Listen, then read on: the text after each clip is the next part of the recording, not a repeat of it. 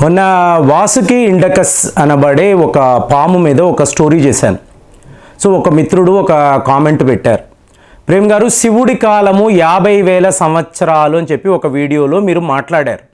ఇవాళ మీరు 48,000 సంవత్సరాల క్రితము మానవ జాతియే లేదు అని చెప్పి చెప్తున్నారు కదా, సో దీనికి ఒక వివరణ ఇవ్వగలరా అన్నారు. ఫ్రెండ్స్, ఇక్కడ ఏమిటంటే మీరు కీన్గా అబ్జర్వ్ చేయాలండి. ఈ వీడియోస్ నేను చేయడంలో ముఖ్య ఉద్దేశం యంగ్స్టర్స్ అంటే నెక్స్ట్ జనరేషన్కి కరెక్ట్ అయిన ఇన్ఫర్మేషన్ ఇవ్వాలి అనేదే నా ఉద్దేశం. కాబట్టి ఇంత రీసెర్చ్ చేసి ఈ వీడియోస్ పెడుతూ ఉంటాను. ఇప్పుడు మీరు చేసిన ఒక చిన్న పొరపాటు, 48,000 సంవత్సరాలు అన్న 48,000 సంవత్సరాలు కాదండి, అది మీరు కీన్గా అబ్జర్వ్ చేయాలి. ఇది 48 మిలియన్ సంవత్సరాలు. సో మిలియన్ అంటే ఎంత అండి? 10 లక్షలు. అంటే 48 మిలియన్ అన్నప్పుడు 4.8 కోట్ల సంవత్సరాలు. అంటే అప్పట్లో మీకు డైనోసార్ అన్నాం, ఏంటి 66 మిలియన్ అంటే 6.6 కోట్ల సంవత్సరాల క్రితము. ఆ టైంలో మానవ జాతి లేదు. అంటే కోట్ల సంవత్సరాలు ఎక్కడ ఉంది, మీరు అంటున్న ఈ వేల సంవత్సరాలు ఎక్కడ ఉంది? సో ఒక చిన్న పొరపాటు వల్ల తక్కిన వాళ్ళకి ఛాన్స్ ఉంటుందండి, కొంతమంది ఉంటారు కదా. సో అలాగ మీరు రాంగ్ ఇన్ఫర్మేషన్ని అందులో పెట్టారనుకోండి, ఆటోమేటిక్గా అందరూ కూడా ఏంటంటే ఓహో ఇదేదో తప్పు జరిగిపోయింది, కీన్గా అబ్జర్వ్ చేశారనుకోండి. క్లియర్గా చెప్తున్నాను, 48 మిలియన్ ఇయర్స్ అని చెప్పి. మిలియన్ అంటే 10 లక్షలండి. శివుడి కాలము 50,000 సంవత్సరాలు మాత్రమే. అంటే మరి ఇలాగ ఆ టైంలో మానవ జాతి అంటే 60,000 సంవత్సరాల క్రితం ఉన్న సెంటినల్ ఐలాండ్స్లో ఉండే రేస్ వాళ్ళు ఇవాళ కూడా ఉన్నారు అని చెప్పి చెప్పాను. కాబట్టి యంగ్స్టర్స్ ఎవరైనా చూస్తూ ఉంటే మీరు కరెక్ట్గా అబ్జర్వ్ చేయండి, ఇలాంటి పొరపాట్లు లేకుండా చూసుకోండి. ఇప్పుడు ఈ టాపిక్ చూడండి ఎంత విచిత్రంగా ఉందో. ఇవాళ మీకు లోక్సభ ఎలక్షన్స్ జరుగుతున్నాయి. మీరు మీ కార్లో వెళుతుంటే ఎక్కడ పడితే అక్కడ పోలీసులు ఆపేస్తూ ఉంటారు. ఎవరైతే డ్రైవ్ చేస్తున్నారో వాళ్ళని దిగమంటారు.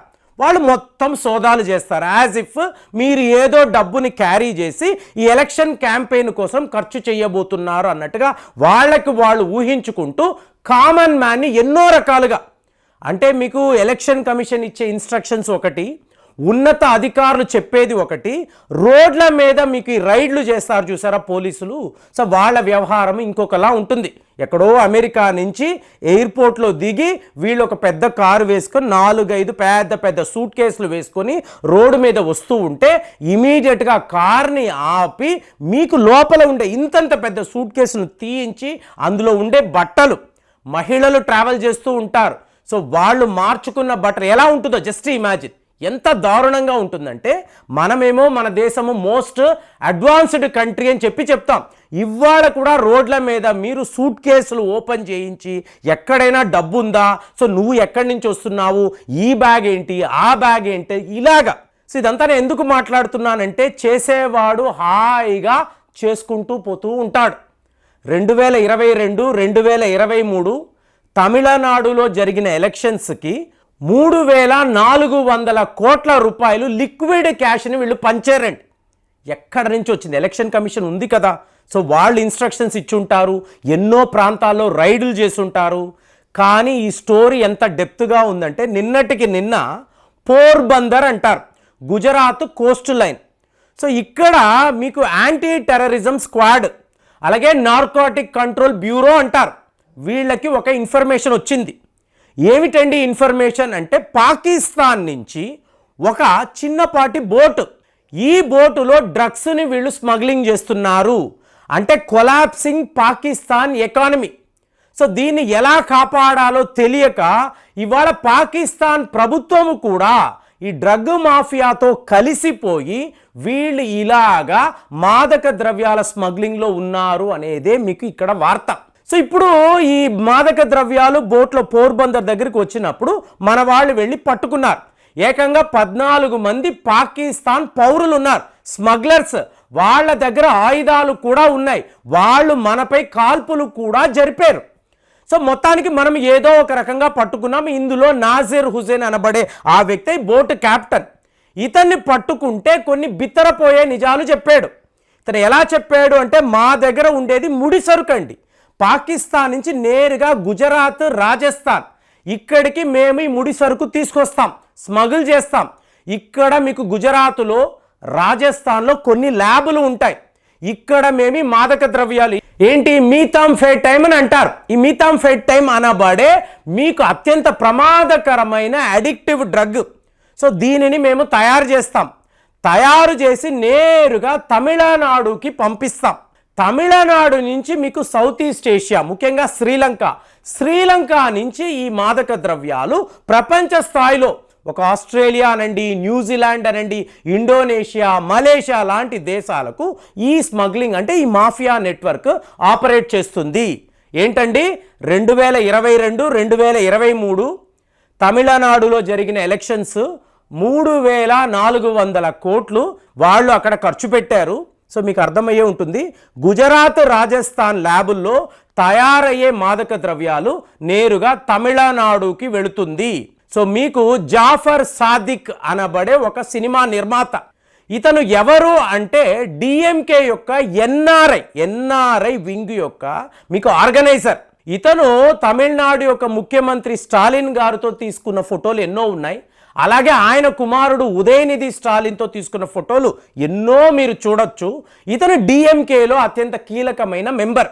ఇవాళ ఇతన్ని మీకు నార్కోటిక్ కంట్రోల్ బ్యూరో వాళ్ళు పట్టుకున్నారు. అంటే యాంటీ టెర్రరిజం స్క్వాడ్ వాళ్ళు కలిసి పరిశోధనలు చేస్తున్నప్పుడు మీకు ఇక్కడ ఎలక్షన్ క్యాంపెయిన్లో జరిగిన డబ్బు, ఇప్పుడు మనల్ని ఆపేరండి, ఏమీ దొరకదు కదా. ఇలాగ మీరు మీ పనుల మీద వెళుతున్నప్పుడు ఎన్ని వాహనాలను ఆపుతారు అంటే మీ యొక్క ఇంటెలిజెన్స్ నెట్వర్క్ ఎంత స్ట్రాంగ్గా ఉండాలి అంటే కామన్ మ్యాన్ కాదండి మీ టార్గెట్. మిమ్మల్ని నన్ను దొంగల్లా వీళ్ళు చూడాల్సిన అవసరం లేదు. ఈ ఆరిజిన్ ఎక్కడ నుంచి, లిక్విడ్ క్యాష్ అనేది అలా దొరకదు కదండి. మీరు బ్యాంకుకి వెళ్ళారు, 1,00,000 రూపాయలు డ్రా చేయాలంటే మీరు అక్కడ వాళ్ళకి రీజనింగ్ చెప్పాలి. మీరు 1,00,000 రూపాయలు డిపాజిట్ చేయాలంటే సోర్స్ ఆఫ్ ఇన్కమ్ ఏమిటో చెప్పాలి. ఆన్లైన్లో చేస్తున్నారా ఆటోమేటిక్గా బ్యాంకు వాళ్ళే మీకు సిబిల్ వాళ్ళకేనండి, ఆర్బీఐ వాళ్ళకి రిపోర్ట్స్ ఇస్తారు. సో ఇది ఒక ఫుల్ ప్రూఫ్ మెథడ్. అలాంటప్పుడు ఇన్ని వేల కోట్లు డబ్బు ఎక్కడి నుంచి వస్తుంది? సో ఈ ఆరిజిన్ని పట్టుకున్నారనుకోండి, మిమ్మల్ని నన్ను ఇబ్బంది పెట్టక్కర్లేదు. మీ కార్లను ఆపేసి మిమ్మల్ని ఒక దొంగలాగా తీయండి, ఇది తీయండి, అది తీయండి అంటే చాలా అవమానంగా ఉంటుంది. అదే వీళ్ళు చేస్తున్నారు. ఈ మెథడ్ సరిపోదండి. మనము ఒక అడ్వాన్స్డ్ కంట్రీ అండి. అడ్వాన్స్డ్ కంట్రీలో ఎలక్షన్ కమిషన్ ఎలాంటి ప్రయత్నాలు చెయ్యాలి అంటే ఎక్కడ ఎటువంటి తప్పు జరగకూడదు. ఆ పోలీస్ అధికారి నాకు చెప్తున్నారు, సార్ వెళ్ళి కంప్లైంట్ ఇవ్వండి సార్, మాకు ఇబ్బందిగానే ఉంది ఇలా వెళుతున్న కార్లనంతా ఆపడము, ఇంకా ఏమైనా మెథడ్ ఉంటే, సొల్యూషన్ ఉంటే మీరు చెప్పండి అని చెప్పి వాళ్ళు అడుగుతున్నారు. కానీ ఇక్కడ ఏం జరుగుతుందండి, ఒక పెద్ద ప్రపంచ స్థాయిలో మాఫియా నెట్వర్క్ పాకిస్తాన్ నుంచి వాళ్ళు భారత్లోకి రావడము, ఇక్కడ ల్యాబుల్లో మీకు మాదక ద్రవ్యాలు తయారు చేయడము, మీకు అక్కడి నుంచి తమిళనాడు అంటే ప్రభుత్వము ఇవాళ జాఫర్ సాదిక్ విషయంలో సైలెంట్గా ఉన్నారు. ఎందుకు? వాళ్ళ పార్టీలో ఇతను ఒక సభ్యుడు, అతి ముఖ్యమైన సభ్యుడు. మరి ఇంతంత డబ్బు వీళ్ళు ఎలక్షన్స్కి ఎలా ఖర్చు పెట్టారనేది ఇవాళ ఎలక్షన్ కమిషన్ కూడా అడుగుతుంది. మరి ఎక్కడ లొసుగులు ఉన్నాయి? సో మీరు ఆలోచించండి, ఈజీగా మీకు అర్థమైపోతుంది. మరి ఈ మాదక ద్రవ్యాలను ఒక నారో ఎకానమీ అంటారు. పాకిస్తాన్ వాడు చెయ్యొచ్చు, దివాలా తీసిన దేశము. మీకు మాదక ద్రవ్యాలు అంటే ఇస్లాంలో హరాం అండి, ఫర్బిడన్ అండి, వాళ్ళు ముట్టుకోకూడదు. కానీ అక్కడ వాళ్ళ వ్యాపారమే ఇదే అంటే ఎంత ఒక దరిద్రమైన దేశం. ఆ దేశం నుంచి వస్తున్న మొత్తం కూడా సరిహద్దుల్లో ఉండే రాష్ట్రాలు కదా గుజరాత్, రాజస్థాన్. ఈజీగా మీకు ఇక్కడ మాదక ద్రవ్యాలు వచ్చేస్తున్నాయి. వాటిని పట్టుకోవాలండి. ఎలక్షన్ కమిషన్ ఈ విషయంలో కూడా జాగ్రత్తగా ఉండాలి. ఎందుకు? ఒక్కసారి అమ్ముడు పోయిన తరువాత లిక్విడ్ క్యాష్ని వీళ్ళు ఎలక్షన్స్ కోసం వీళ్ళు ఉపయోగిస్తున్నారు అంటే ఈ నెట్వర్క్ ఎంత పెద్దదో ఒక్కసారి ఆలోచించండి. సో నిన్నటికి నిన్న వీళ్ళు పట్టుకున్నారు, కూపీ లాగినప్పుడు ఇన్నిన్ని ల్యాబ్స్ ఇందులో ఇలాంటి డ్రగ్స్ తయారు చేస్తున్నారంటే భారత్ ఎంత ఒక ప్రమాదకరమైన సిచ్యువేషన్లో ఉందో ఆలోచించండి. మనము పట్టుకున్నాం, మొత్తం ఉన్న ఈ నెట్వర్క్ అంతా కూడా బయటికి లాగాం. కానీ పాకిస్తాన్ లాంటి రోగ్ నేషన్ విషయంలో మనం ఎలా ఉండాలి? కామెంట్స్లో రాయండి. మళ్ళీ వచ్చే వీడియోలో కలుద్దాం. జై హింద్.